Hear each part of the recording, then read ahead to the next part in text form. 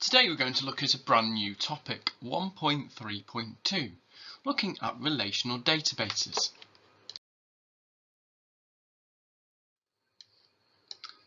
We're going to look, first of all, what is a database? And why would a program such as an educational quiz require one? Have a think and then share your ideas.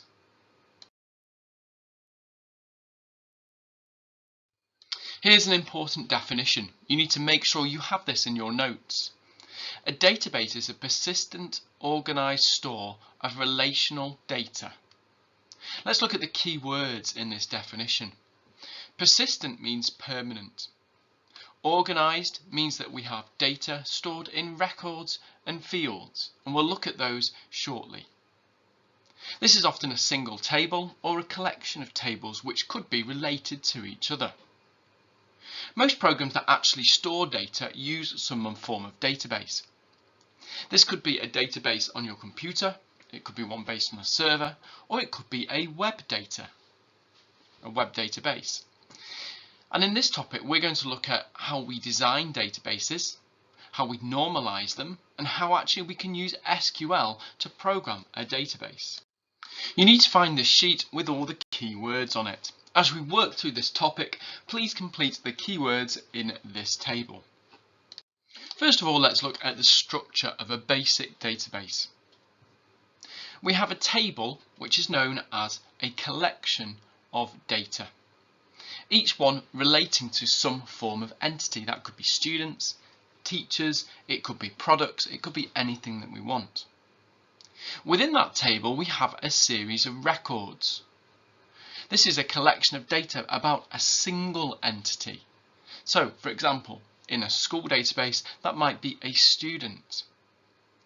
A field is a unique piece of data about an entity, so such as student surnames, and a field name is just an identifier that we can use to identify a type of data. Let's look at some of these keywords in a little bit more detail. So we often talk about entities and attributes. Well, an entity is something that's actually in the real world that we're storing data about. That could be anything from a person, a car, an exam subject. It could be students in a school. An entity basically becomes a table in a database. And we should have one instance of an entity in a database, and each table should almost be a different entity. Within an entity, or one instance of an entity, you'd expect to be a record. We also talk about attributes, and an attribute is a characteristic of an entity. It becomes a field in the database. For example, of the person, it was a person, it could be their surname.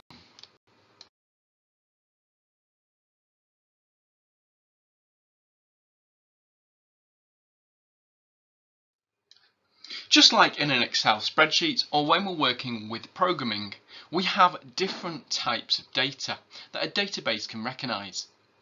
These include numeric. These are numbers, integers, floats, etc. Dates and time, characters, or we know them as strings, Unicode characters, binary, and other miscellaneous data that we can develop ourselves. Let's have a look at a real live database. Please go to the shared area and open the file and try and solve the Sherlock Holmes mysteries. You're going to have to query the database to try and figure out who's done it and solve the clues.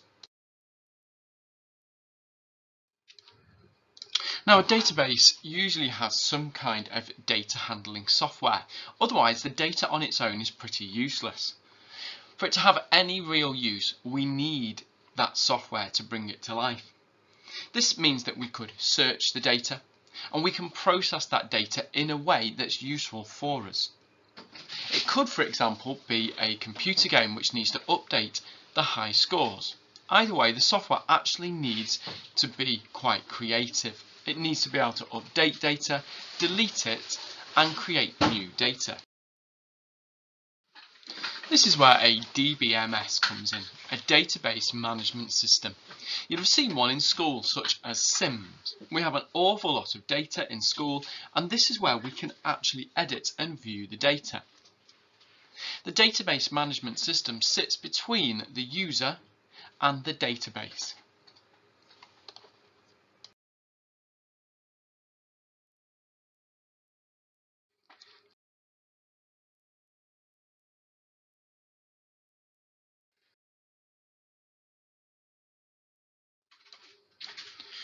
So usually, as we said previously, a database and a database management system will support what we call a query language. And this is one of the most important features. A query language is basically the commands that we use to search and talk to this data and the database. On this course, we're going to be learning SQL. And it has commands such as create, retrieve, update, and delete data. When we're retrieving data, we're actually querying a database. This basically means asking it questions to find the required data. And we'll look at this over the next few lessons. There are other query languages, such as PHP. PHP is an online database structure that we can also use as a database. Let's have a look at some SQL and some online databases. Here you've got two examples of online databases, Rightmove and Amazon. We've also got a third one, Indeed.com. You can search these databases, and when you actually perform a search, what you're actually doing is using a structured query language, SQL, to search through the database of these companies. This returns and queries that data so that you can view that data correctly. Now we're going to start having a look at some of the structures of databases. First of all, we need to understand what a flat file database is. Now, this is basically just one table. It's one table with all data in one table. Now, this is okay for a very small company or a very small project, but in general, you wouldn't use a flat file database. This is because we've got all our data in one place, and it makes querying it much more challenging.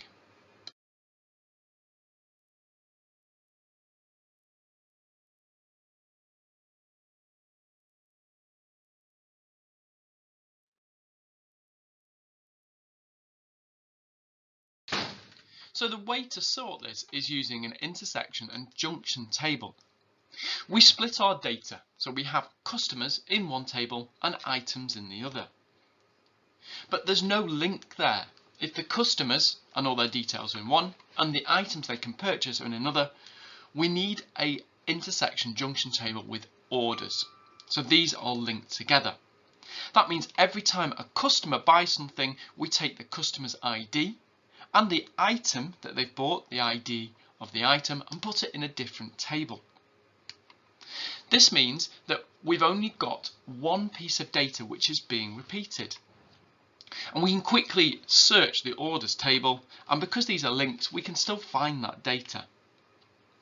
Each time an order occurs, we put the customer number from the customer table and the appropriate item number from the item table together into this new table.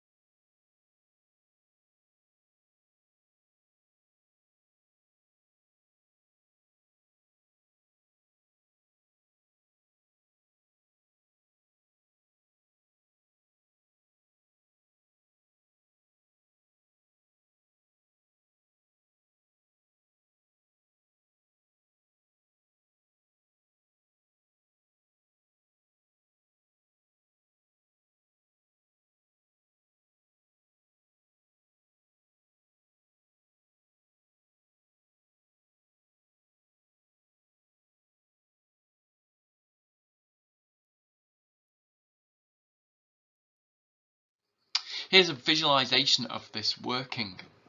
You can see the customers table and the products table. There's no products in the customers table and there's no customers in the products table. This makes it really easy that we can update product details if we need to, and if more than one customer has bought that product, it'll automatically update it across all customers. This is a relational database. We have links and relations between the different tables. So the orders table has our order numbers with our customer ID and our item ID. And this is what we call our primary key. This links the tables together. To allow a relational database to work, we have a series of key fields. First one is a primary key. This has to be a unique identifier in each table, and each table must have a unique identifier. For example, customer ID. We can also have what's called a secondary key, whereas an entity has more than one field could be used as a unique identifier. This could be known as a secondary key. And foreign keys are attributes of an entity that are linked to another table. So basically it's a primary key from a different table. Here's our view of the tables with the primary and foreign keys. Notice there's no secondary keys here. The primary keys are the customer ID and the item ID, and they become our foreign keys in the orders table.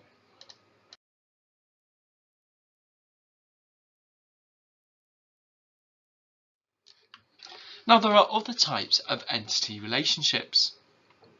We've looked at many-to-many, but sometimes these relationships are not what we're looking for. There are three types of relationships: one-to-one, one-to-many, and many-to-many. One-to-one is such as a husband and a wife. A husband has one wife and a wife has one husband. Our one-to-many might be a school with many students. A school has many students, but a student only has one school.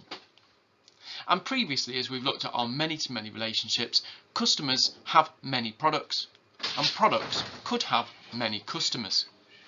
So we need to be able to design our entity relationship diagrams. We need to be careful when we're designing them and draw these plans out, as you could see in this table. We're going to practice more entity relationship modelling throughout this unit. But in a relational database, as you've seen, there's probably going to be a series and host of tables which are all linked in some way. So therefore it's very important for us, given each element in this table, that they're linked correctly and the links are not deleted, because it can cause a break in the relationship. And this is where our integrity comes in. We need to make sure that all primary key values match those of the foreign keys that the tables are directly related to. So let's think about this in a different way. If table 1 contained a field, a foreign key, which links to a field in table 2, which is the primary key, we need to make sure that the integrity would stop the addition of a new record in table 1, which cannot be linked to table 2. If you wish to delete a record in table 2, all records in table 1 that are linked would also be deleted. This is called referential integrity. Let's visualize this. Items can stand alone in the items table. That means that an item could not have been ordered. It might just have been added. However, in the orders table, there must be an item in the items table for it to be ordered. And referential integrity would stop the creation of a record in the orders table if there isn't an item in the items table with that item ID. We can also look at it that if record 1 in the items table was to be deleted, so the monitor, so it's item ID 1, this would automatically delete any orders which have the item ID 1. So in our orders table, this would delete records 1 and records 4. So when we're thinking about referential integrity, if we are deleting something from our items table, remember that would delete it from our orders. So this is where we might slightly change our structure if we had some kind of purchasing. We might have a new field called available to purchase. And this might change to yes or no, so that we don't delete previous orders and they remain in the orders table. And this is very important that we understand referential integrity when we're actually creating a database for a customer.